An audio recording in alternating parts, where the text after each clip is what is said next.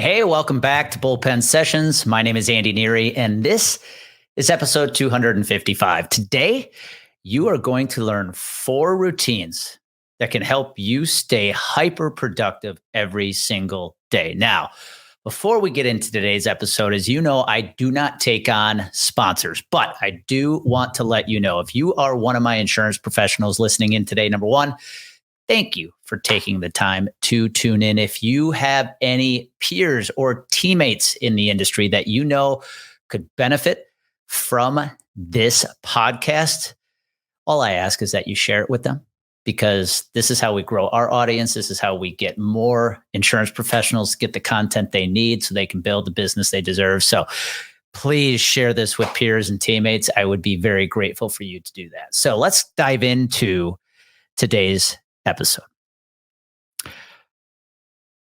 4 routines that you can follow to make sure you stay hyper productive every single day. What I am going to share with you today are 4 routines I follow every day that make sure I show up as my best every single day, Monday through Friday.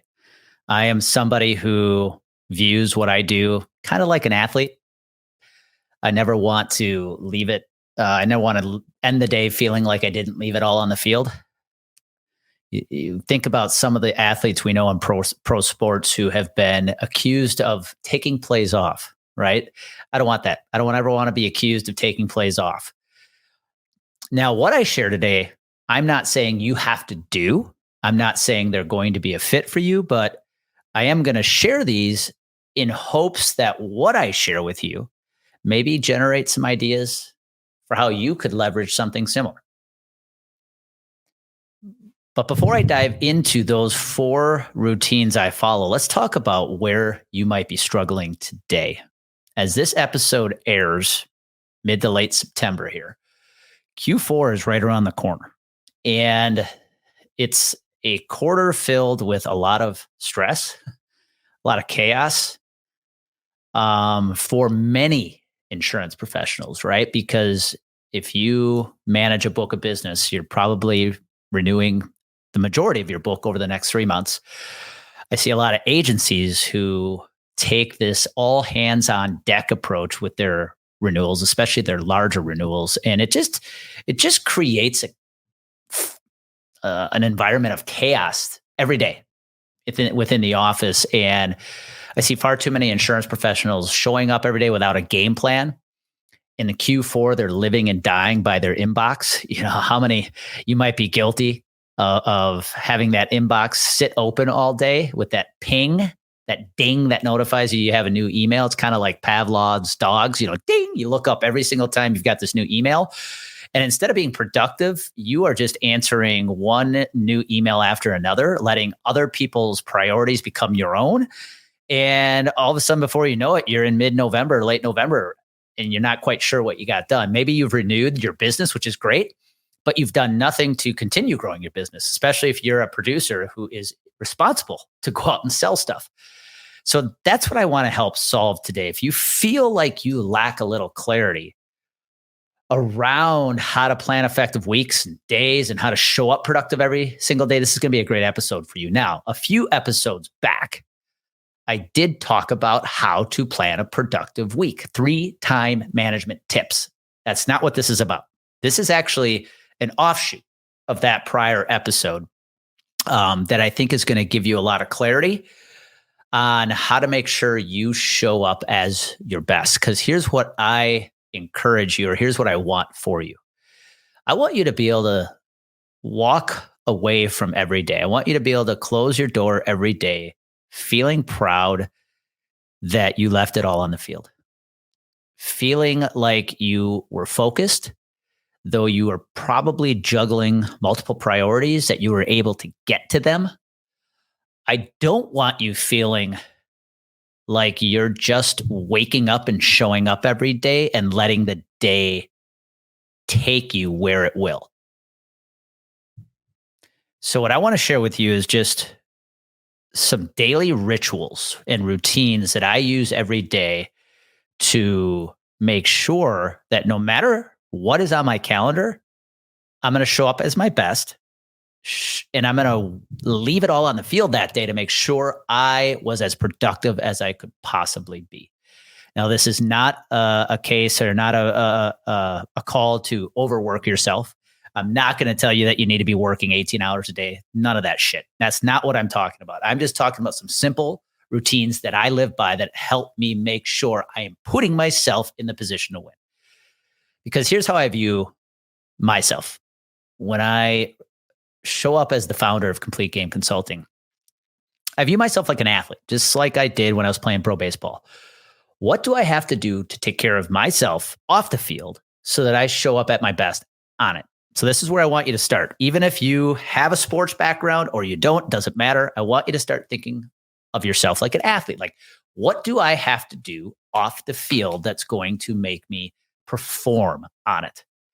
You know, when I was playing baseball, standing on the pitcher's mound and throwing strikes and getting ahead of the batters and getting outs, people view that as your job as a pitcher. However, that's only a small fraction of it. It's all the work you're putting in when no one's watching that allows you to show up on the pitcher's mound and throw the strikes and get the outs. That's the natural byproduct. And if you put in all the work off the field, yet you can't get your job done on it, it might just be a lack of skill set. You just aren't talented enough to get the job done. But I'm not going to go there. What I want to use today's episode to do is share with you a couple things you could be doing off the field that make sure you are performing on it. So let's dive in. The first routine that I have really started leveraging, and I've done so religiously for the past 4 to 5 years, is how I plan my days and my weeks. And these 4 things I'm sharing, these routines are non-negotiables in my life. I don't care what I'm doing, where I'm at, if we're traveling or we're not, we're on vacation or we're not, these get done. The first one is how I plan my weeks and my days. You know, if you go back and listen to that previous episode, I went in depth on how I plan my weeks and days. So I'm not going to spend a lot of time in this episode going into details. However, what I am going to share with you is you have to make sure this is just a natural part of your routine. So for me, planning a week happens every Sunday morning, no matter where I am or what I'm doing. Sometimes if I'm feeling a little eager, I might get it done on a Saturday. I've even done it on Saturday evenings. But getting my week planned before I wake up Monday morning is a non-negotiable. Now, when it comes to planning my days, how I plan my days is also a non-negotiable, because even though the week is planned, there's going to be adjustments, right? The week's going to shift and evolve throughout the 5 days. So before I go to bed every night, I make sure I look at tomorrow, I write it out, because I might have to make adjustments. But here's why that's also very important. If I look at the next day before I go to bed and I plan the next day, I know exactly what my priorities are. When I go to sleep, my brain starts thinking about how it's going to execute the game plan tomorrow. Now, I'm not a scientist, but there's actually science behind that your brain starts going to work for you, even while you're sleeping. And then I wake up and I just follow the plan. I don't negotiate with the calendar. So that's tip number 1. That's routine number 1. How are you planning your weeks and your days? It has to be a non-negotiable. Especially in the fourth quarter, you have got to have a plan of attack. You can't wake up going, I wonder what I'm going to do today. You're already behind the 8 ball. You can't wake up on Monday morning going, wonder what my week looks like. Too late. Be very proactive on planning what your week looks like. And then on Monday night, Tuesday night, Wednesday night, and Thursday night, make sure you're constantly looking at what tomorrow looks like. That's routine number 1. Routine number 2, that is a non-negotiable in my life, and there's flexibility on how you design this, but I am going to tell you, you have got to have a morning routine. Just like an athlete stretches, goes through drills before a game starts to make sure he or she shows up on the field of play, your office, your work is your field of play. What are you doing before that job starts? You got to have a morning routine. Now, I understand. I do not have kids. There's a good chance you do. So you have some more responsibilities than I do. I'm aware of that. However, I'm just going to share with you some of the non-negotiables as part of my morning routine that really put me in a position to win every single day. Number one, breath work. Now, you might call it meditation. Maybe it's reading scripture for you. I don't know what it is, but something spiritual that grounds me and aligns me. So, what I do here at our place, now that we live in Wisconsin, is every single morning, I actually go outside without any socks or shoes on because I want to get my bare feet in the ground. I want to be grounded. And I do breath work anywhere from 7 to 10 minutes.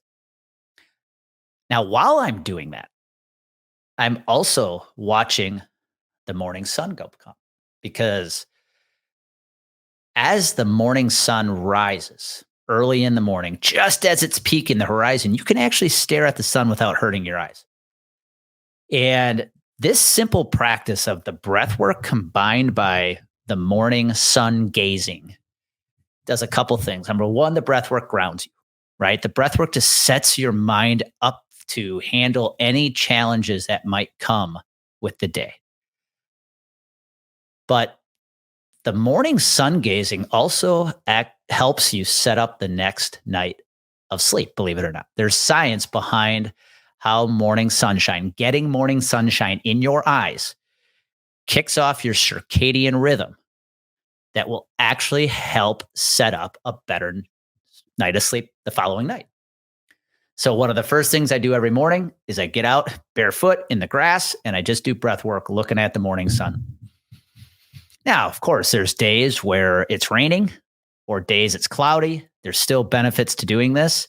And as the season shifts, obviously the sun rises later and earlier, so you got to make adjustments. But this has been such a big part of my morning routine. Then I've got my exercise, right? Exercise for me is a non-negotiable. Exercises can mean many things from walking to running to sprinting to lifting to CrossFit. I don't care what it is. You got to get your body moving before the day starts. Now, if your calendar just does not allow for it and you're somebody who has to work out at the end of the day, I get it, but gotta figure out how to exercise, how to get your body moving every single day. And it doesn't mean you have to hit the gym every day. Just get out for a walk. And then the last non-negotiable as part of my morning routine is my journaling. I sit down every day and I write out this question. How would a founder of $1 million company operate today?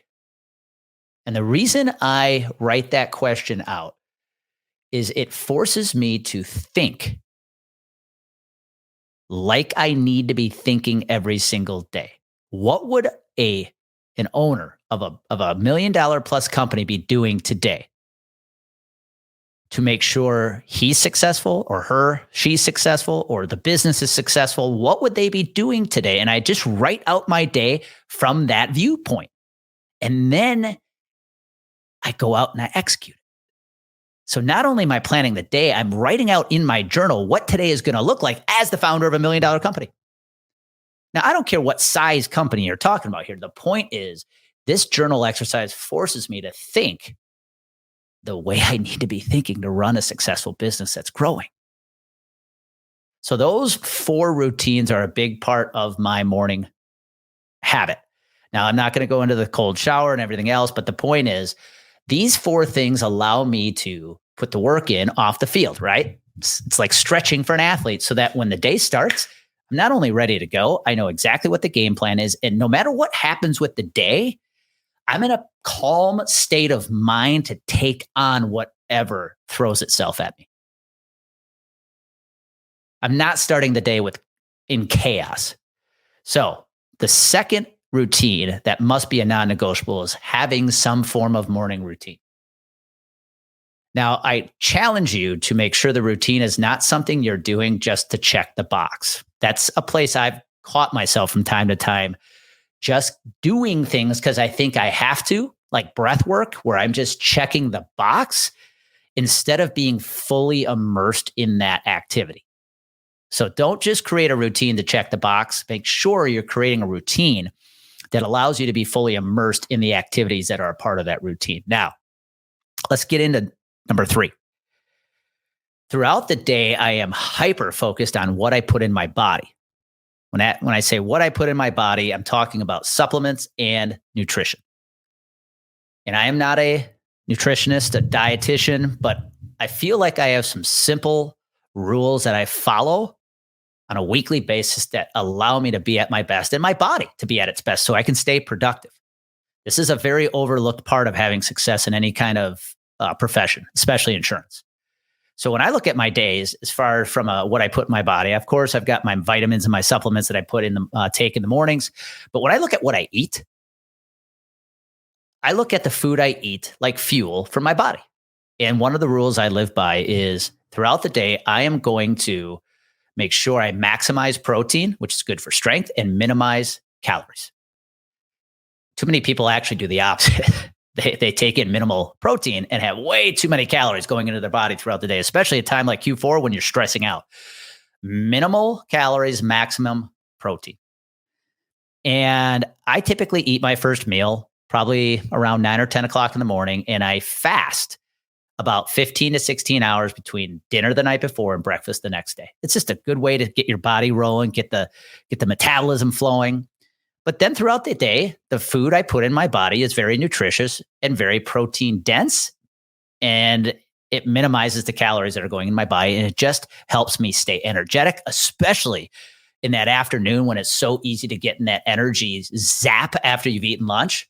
I don't have that issue anymore because of what I'm putting in my body. In fact, I'm going to be doing a video here in the near future where I walk through what I eat on a given day, because I will tell you, my diet is very boring. I eat almost the same thing. And should I say almost? I do eat the same things for breakfast and lunch every single day, Monday through Friday. Now, dinner, we adjust based on what Amy and I are making, but breakfast, lunch, and my snacks throughout the day are exactly the same Monday through Friday. Now, let me talk about alcohol for a second. Another thing I just live by, and I'm not saying you have to, is from a standpoint of what I put in my body throughout the week. I made it a rule. I don't drink Monday through Thursday. I'll have a beer on Friday, Saturday, enjoy the weekend, but Monday through Thursday, I don't drink. It's just how I make sure I wake up every day, alert, clear, and productive. If you don't want to follow that, that's up to you, but I will tell you, this has had a profound impact on my productivity. When I had my leg infection 2 years ago and I was forced to go alcohol-free for a while, I couldn't believe the clarity I had, and I really haven't gone back. So that's another rule I live by as far as what I put in my body. So routine number 3 is be hyper conscious about what food, nutrition, and drink and liquid goes into your body throughout the week. And then the last routine I really am hyper focused on is how I sleep. Sleep is a very overlooked productivity hack. I'm recording this off the heels of a rough weekend of travel due to some flight cancellations. And this travel inconvenience forced me to get a lot less sleep than I normally do. 5 hours one night, followed by another 6 the following evening, when I normally try to get at least 7 hours a night. But when I'm at home, I am hyper focused on sleep. Amy and I make sure we are in bed at a certain amount by a certain time. We know exactly how much sleep we need to be productive. I get up at the same time every morning, Monday through Friday. But it's the key of making sure you're getting enough sleep. The whole adage of, oh, you can sleep when you die is bullshit. One of the biggest reasons people are not productive right now is because they're not getting enough sleep. Without sleep, you will not be focused the next day. It is very high. I see people who go to these industry conferences, they're out drinking late at night, getting almost no sleep, showing up completely half-assed the next day. My clear objective is I want to be absolutely focused, locked in, clear Monday through Friday. So these 4 routines that I follow have allowed us to become a hyper-productive company here at Complete Game Consulting. Now, my employees, I don't force this on them, but they tend to do the same things, kind of part of our culture here, right? It's how we brand ourselves. We attract people who are into the same things. And so I wanted to share those tips with you. because I know we enter a very busy period for our business, I'm confident that we're going to show up every day and we're going to leave it all on the field because of how we operate our daily routines. Make sure you're planning your weeks and your days so that you are focused on the right priorities. Make sure you're starting your day with some form of solid morning routine so that you show up on the field of play at your best. Focus on what you're eating and you're drinking throughout the week. I look at myself like an athlete. I admit it. And if I am not drinking constantly, I'm not eating like shit, and my competition is, I know I'm gaining a competitive advantage on them. And then the last routine is the sleep. Make sure you are getting an adequate amount of sleep. Remember, even how you start your morning can impact how you sleep the next night. So one bleeds into another. How you eat, what you drink impacts how you sleep. So I hope this helped. Like I said, Q4 is going to be an extremely busy time of the year. I know there's going to be a lot of unexpected surprises, but I want to make sure no matter what happens in your life, you are prepared to attack it, to handle it without all the stress, and show up every day and be as productive as you can possibly be. Be well.